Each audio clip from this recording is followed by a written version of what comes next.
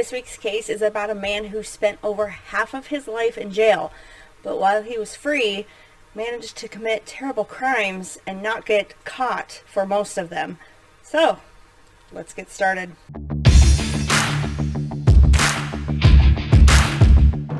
Hello everyone, my name is Brandy, and every Friday I bring you a true crime case or mystery with one or more of my fabulous felines. I do have one eating behind me. Billy. For my returning subscribers, welcome back, my feline friends, and a big shout out to my feline fans who help support this channel. This case was a recommendation by On the Rocks and In the Soil. So thank you for the suggestion, and great name. Love that name. So I am sorry for missing last week. COVID hit our household and it sucked. Yes, I was vaccinated and I definitely do not want to experience COVID not vaccinated. Oh, look who's here! It's little Darth Kittius. She's getting her baby maker taken out next week, so I'll probably be a blubbering mess.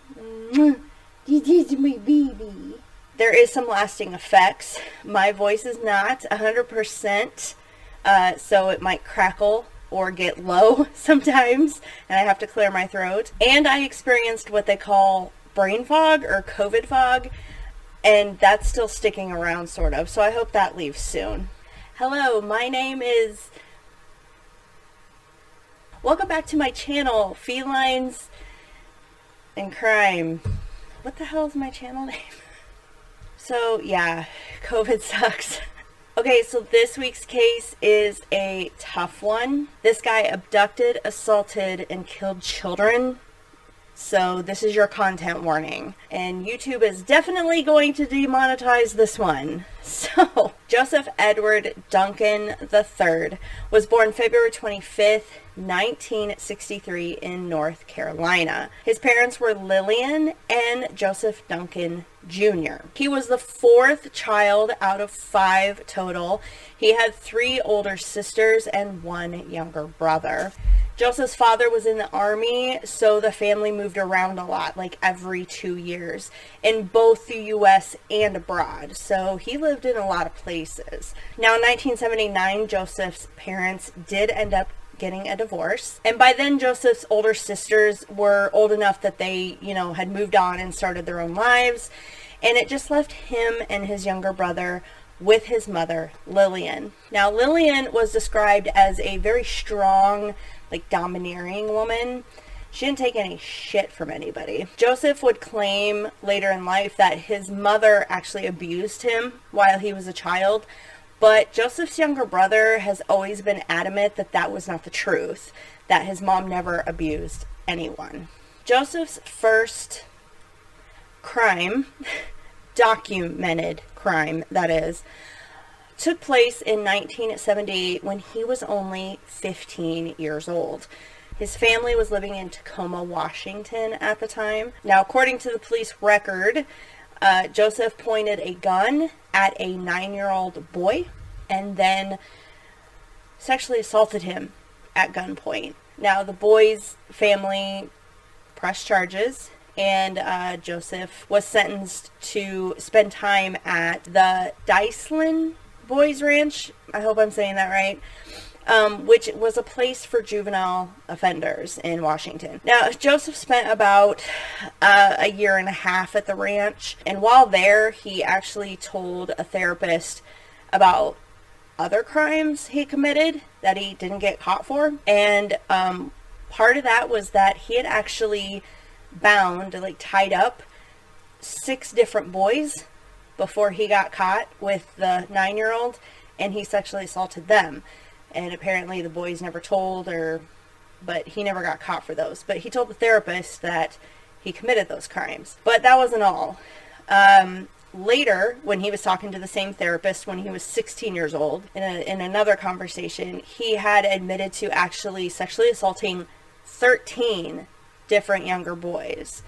And some of those assaults took place right there at the ranch. Now, side note, I looked into this Dyceland Boys Ranch, and they had several accusations of like abuse and sexual assault from like the early 1980s through the 1990s. And they ended up closing their doors around 2018 sometime. So you can imagine what kind of rehab Joseph was getting there. Now, whether Joseph himself was ever a victim of sexual assault at the ranch, he never said, but I imagine he was one of the main ones inflicting the abuse while he was there. Now, in 1980, Joseph was no longer at the ranch and he was free, but he was labeled as a sex offender at 15 years old. So now he's 17 years old. Joseph, he had a theft problem, and he ended up stealing some guns from a neighbor's house where he lived, and then he went on to use one of those guns to kidnap a 14-year-old boy and sexually assault him at gunpoint as well. So Joseph was again caught for this, and this time he was sentenced to 20 years in prison. He was 17 years old. He got a sentence as an adult because this was his quote-unquote second offense, when we know he had more. But the judge sentenced him to 20 years in prison. Now, because he was 17, the judge tried to give him like a break, and he suspended that jail sentence and instead sent him to a sex offender treatment facility. And he stayed there for a while, for about a year or so, but then the treatment facility contacted the courts and stated that the treatment wasn't working for Joseph. He just wasn't getting it, so he actually belonged in jail. So then Joseph was sent to prison. He ended up serving 14 of the 20 years, and then in 1994 he was up for parole, and he got that parole, so he was out of prison. Now, between 1994 and 1997, it was kind of quiet, but Joseph got caught with marijuana in 1997, and that violated his terms of his parole. So he had to go back to prison, and he served 3 more years for violating his parole. Then he was released in July of 2000, and he was released for good behavior. That always makes me laugh because, I know you can get into trouble in jail, but I mean, it's really easy to, be good when you're constantly being watched. So it just makes me laugh when somebody's like, oh yeah, he had good behavior in prison, so he was left out. Prison and the real world, 2 very different things.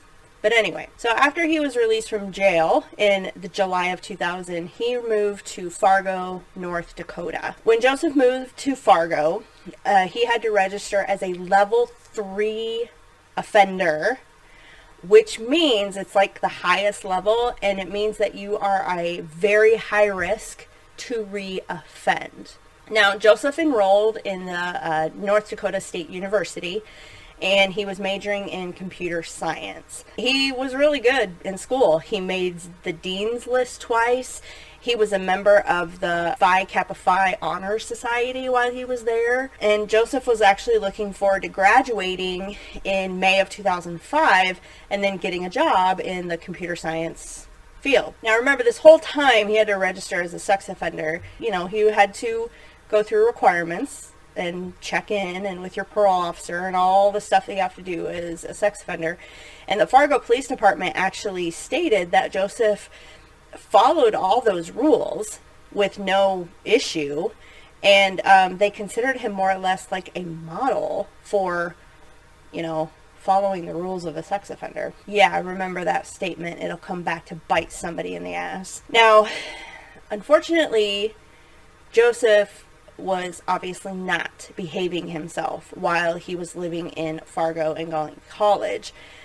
He just wasn't getting caught for what he was doing, and we'll circle back to that. But what had happened is in 2004, he drove across state lines into Minnesota. Now, according to the police records, he approached 2 boys at a playground, and he had a video camera. He propositioned the boys, and one was a 6-year-old boy, and he was able to convince that boy to pull down his pants, and then Joseph fondled him while he videotaped it. Now, there was a second boy standing there around the same age as the 6-year-old, and when he tried to do the same to the other boy, he was unsuccessful, and apparently both the boys then ran off. So that happened in like April-ish of 2004, okay? Now, either the boys didn't report this right away, or it took them this long to like find out that it was Joseph who did this to them. But it took until April 2005, a full year after the incident, until they caught up with Joseph as the perpetrator. Now, Joseph was arrested, and there was a $15,000 bail put on him. Now, he was able to make this bail because apparently he was friends with this businessman out of Fargo that he knew, and the businessman put up the bail for him. So Joseph was free from jail, but he was told that he wasn't allowed to leave Minnesota because of his trial. Well, guess what he did? He left Minnesota. He rented a car and he bailed. A federal warrant was then issued for his arrest for jumping bail. Now, authorities would end up going to Joseph's apartment on May 5th, 2005. They had a search warrant, and they went there to arrest Joseph. But, of course, Joseph wasn't home. He had officially fled and was now a fugitive on the run. Now, just a side note. In the police record that I was reading, there was a statement from one of the neighbors, like the next door neighbor of Joseph, and she stated that Joseph had 2 cats and he had left them behind when he, fled, decided to run from the police. Now, luckily, she had a good heart and she took them in her home and took care of them before she surrendered them to a shelter. Can I just make a plea? If you're watching this, criminals, if you're doing shady shit where you may get arrested or you're going to go on the run as a fugitive, could you just not get a pet? Let's hope those cats got adopted by law-abiding good people and are now loved and taken care of.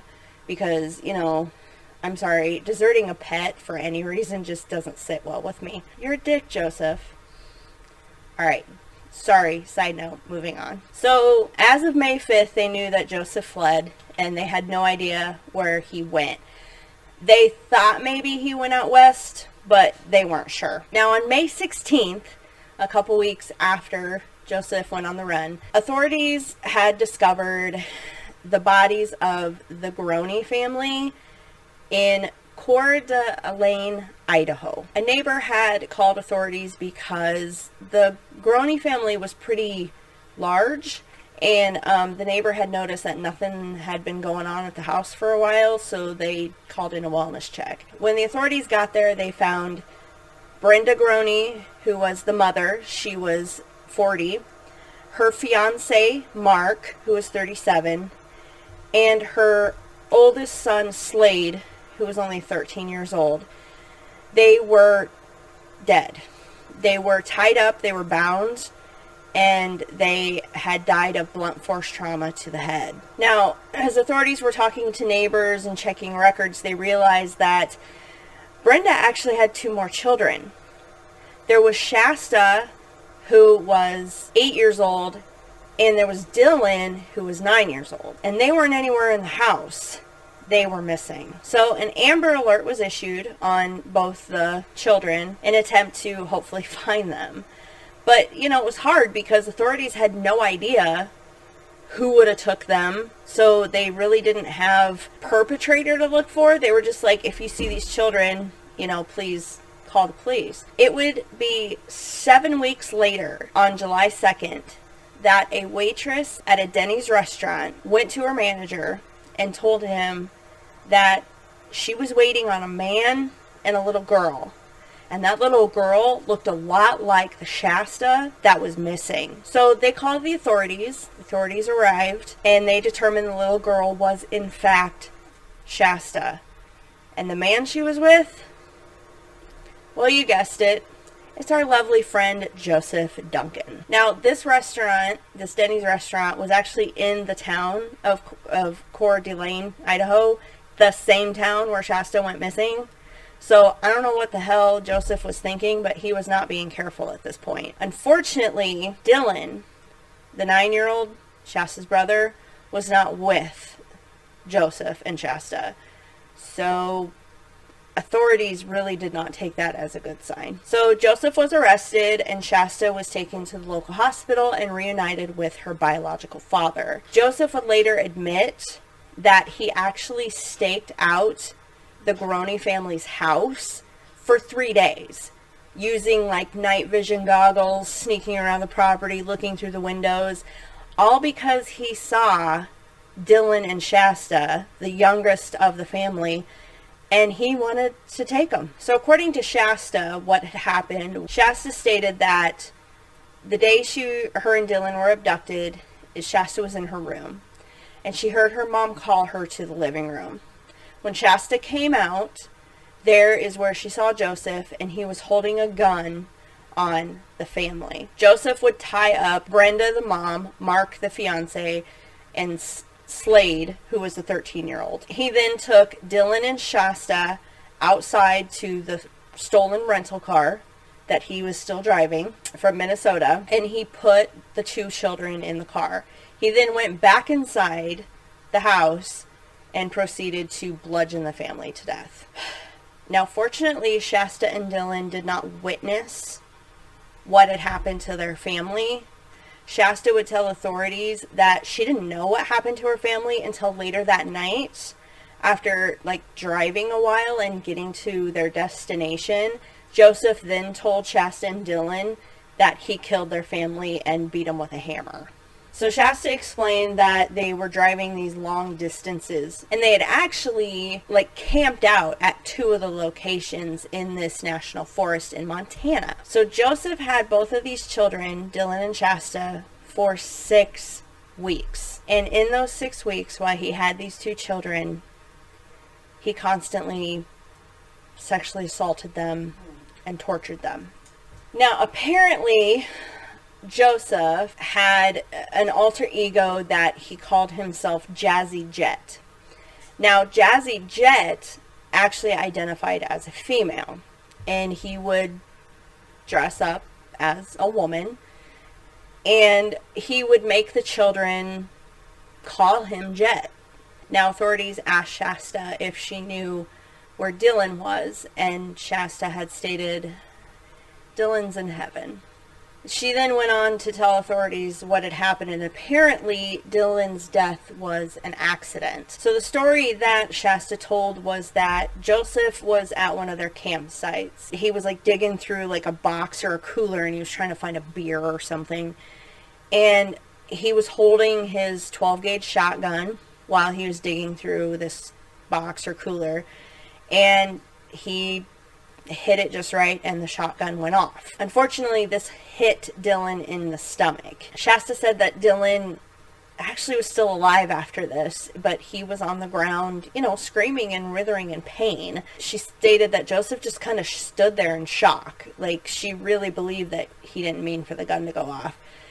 But then he calmly reloaded the gun, pointed the gun at Dylan's head, and pulled the trigger, killing him instantly. Shasta stated that then Joseph dropped to his knees and started crying and said that it was an accident and he had to kill him to put him out of his misery. Shasta went on to tell authorities that a couple days after Dylan was killed, Joseph had told Shasta that their time together had needed to come to an end and that he now needed to kill her. But he offered her a choice.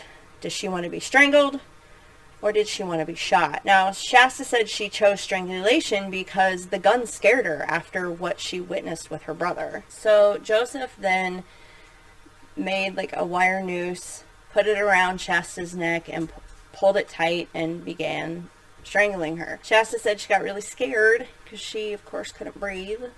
And she was begging Joseph to stop. And then at some point, she asked Jet if they would stop.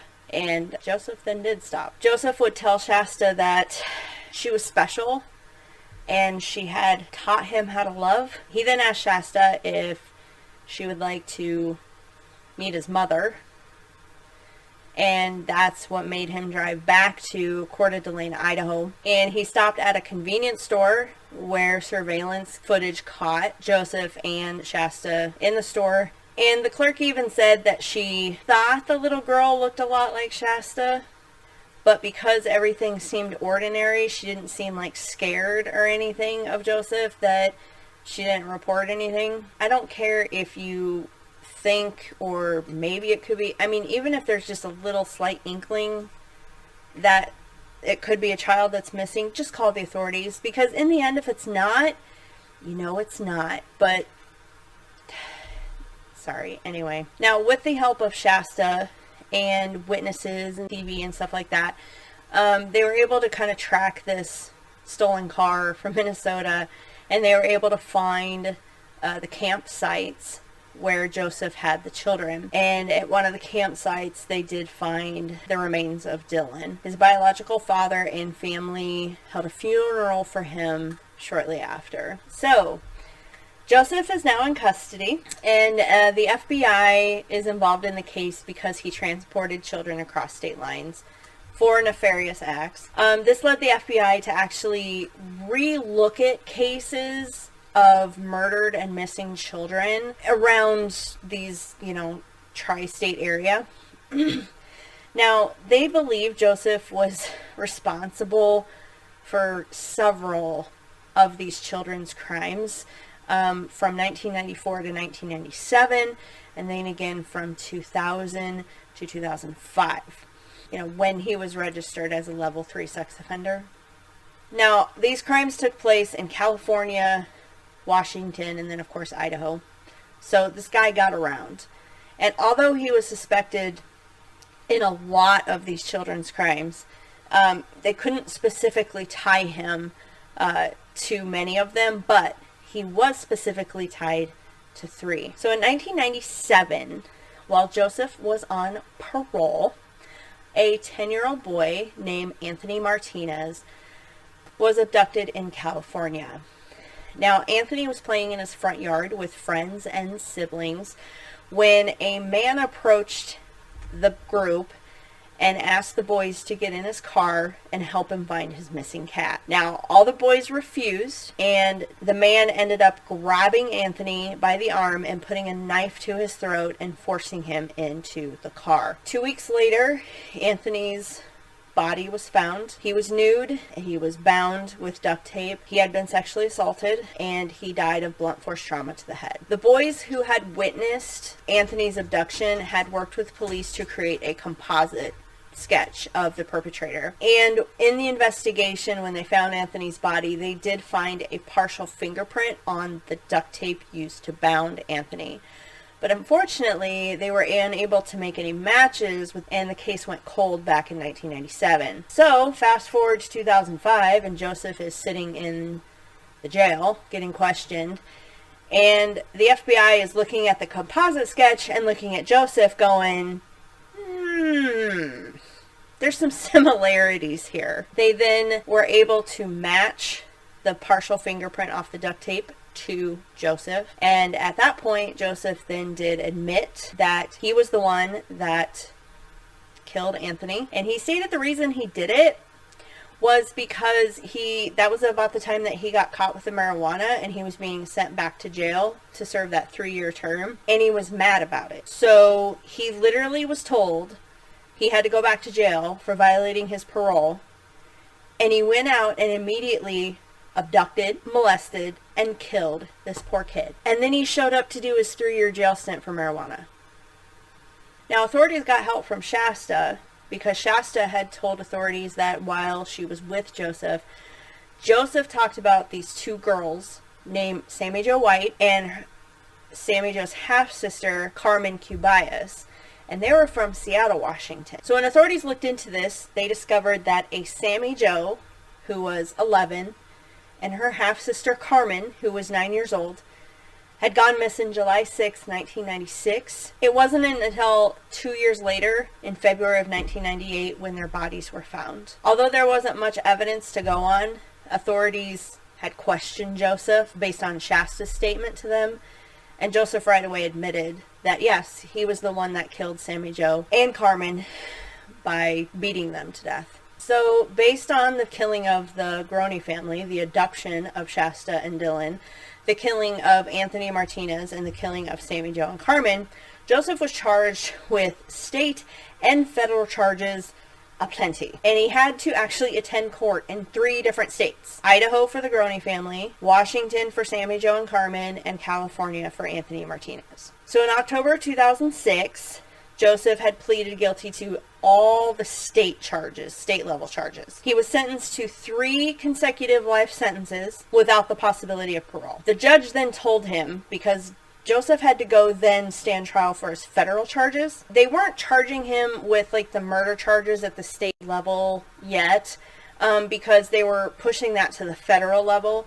But what the state judge had told him was that you go now and do your federal trial, and if you don't get the death penalty at that level, you're going to come back here and we're going to put state murder charges on you.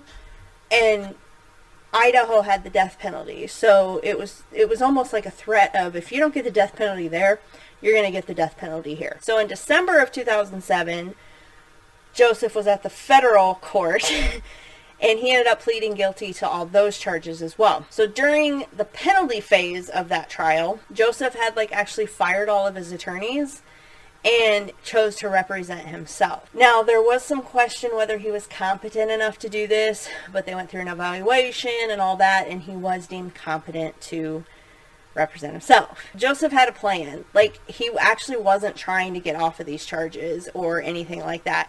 He wanted to go to jail, and he didn't mind if he got the death penalty, because he told authorities he actually wanted to stop hurting people, and the only way to do that is if he was, locked up. I mean, I guess that he's astute enough to know that this stuff's wrong, but why couldn't you do this before you hurt all these kids? Well, in the penalty phase, of course, because he didn't really defend himself, he just let everything go and pleaded guilty. He received not 1, not 2, but 3 death sentences for his federal crimes. And then on top of that, he had additional consecutive life in prison without paroles. So in total, when everything was done with state and federal charges, he got 11 consecutive life sentences without the possibility of parole, and he got 3 death sentences. If only you could kill someone more than once. Now, Joseph had no plans to appeal, and he didn't. Now, his lawyers, I don't know if it was his defense attorneys, they did kind of file a motion to appeal, but then Joseph wrote a letter to the judge saying that any motions to appeal he does not agree with, and it's not being done on his behalf, so there were no appeals, and he just went on death row for 3 times. The jurors in the case, they were actually offered counseling, because along with all the horrible evidence they had to view, a wire noose used to choke the children, human remains, you can imagine all of the gross evidence they had to go through. The worst was that Joseph had a 33-minute video that he took of himself torturing, assaulting, and sexually abusing Dylan, while Dylan was tied down and naked. In the video, Joseph is heard saying, "The devil is here, and the devil likes to watch children suffer." I don't think I could watch that video. I don't know how the jurors did it. In 2016, Shasta, who was then 19 at the time, started a petition where convicted sex offenders would never get out of jail. So currently there was a 3-strike rule, and she was trying to get it to a 1-strike rule. Once you're convicted, you're done, you're in jail, you're never getting out. She got a lot of signatures, and some states did change, California has a 1-strike rule, and I was trying to look up Idaho to see if they changed, but I couldn't. I only saw the news where it's is Idaho going to change? Is Idaho going to change? And then I don't think they ever did, but I might be wrong. If you live in Idaho, let me know if they changed. Now, Joseph, when he was not in jail, He kept this online blog. It was called The Fifth Nail, which is a biblical reference. You can look it up what it means. In the blog, he kind of detailed his life as a sex offender, and he called for like legal reform because he believed that having to register as a sex offender was a form of discrimination.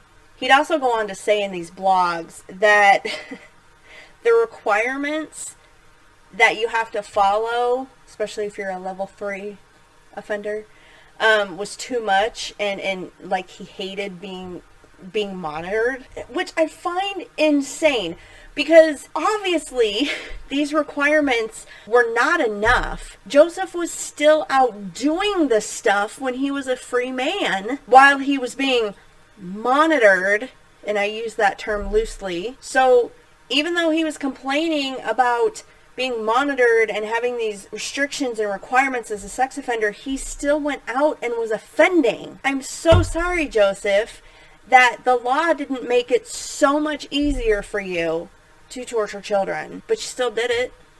So what the hell are you bitching about? You know, if there was ever a person where I would throw that switch personally for the electric chair or pump that needle into that arm, oh yeah, sign me up. I'll take him out. Now, after he was put in prison, prisoners weren't allowed, you know, internet access and stuff like that. So he worked with a ghostwriter, and he would handwrite a blog about, you know, being his life in prison is pretty much what the blog was about. And then he would mail that to the ghostwriter, and the ghostwriter would put it up on the blog. If you would like to see what he talks about being in prison, I'll link the blog in the description below. It's still online. Now, for the blogs when he was a free man, those have been taken down of his life as a sex offender, but somebody did put them all in a book, and I'll link the book in the description. However, it is out of print, so good luck finding it. Now, in October of 2020, Joseph had to undergo brain surgery.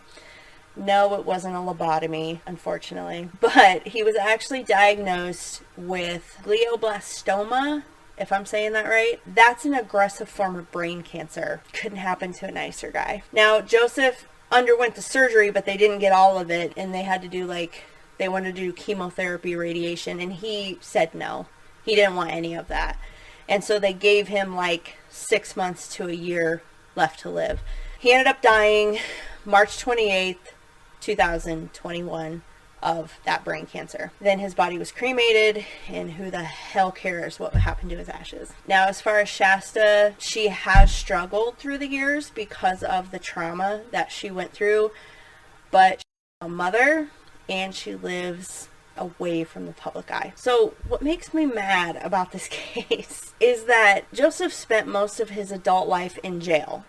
From 15 years on, he was either in jail, facility, incarceration, whatever. But he still managed to commit these terrible crimes when he was out on parole, being monitored.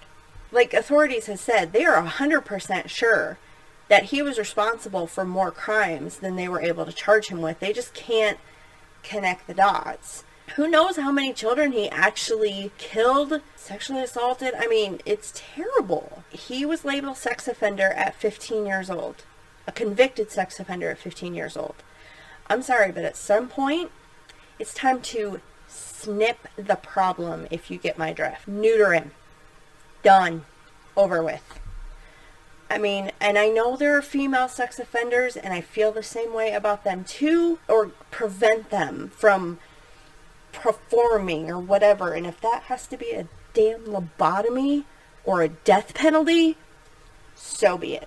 I would love to hear what you think in the comments down below. And if you would like to become a feline friend, please hit that subscribe button. And if you would like to become a feline fan, you can hit that join button for special perk and help support this channel when I do videos like this that demonetized. So thank you, everyone. Stay healthy. I will try to do the same, and I will see you next week, barring any other mishaps that may happen. Thanks, guys. Bye.